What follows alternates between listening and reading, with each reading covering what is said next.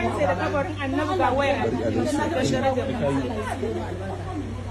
wallahi ban taba shigowa gurin nan ba tun da nake a yau gashi ni na taba sallah ba tun da yake yau ai gashi kun yi kuma Allah ya tona muku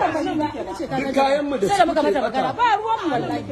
ita shi ne kuka ce mata ne wallahi ba ruwana me motar da ku yake kawo ku she kina sa hijabi kawo mutum ya kirki a shekun gurma barauniya ce to alkadarin ki ya karye in kina zuwa gurin wasu kina yi nan yafi karfin ku idan ba dauko na aka yi gida ba aka ce ki je ki sata da suka dauko ki suka ce suka ce ki sata suka ce ki saci kayan mutane suka ce mana mu to har da wannan ku to sata ku to sata wallahi ban san gurin nan su ne suka kai ki ku to sata ko ai yanzu suka ce ku zo ki sata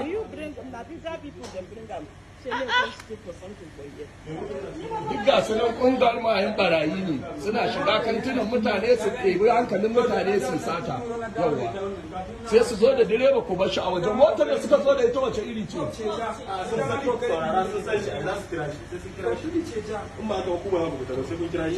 duk kayan mu ma da ya bata wallahi sai kin biya wallahi duk sai kin biya wallahi ba dai an kama ki kin saci wannan ba dai ke barauniya ba ce wannan da suka kika sata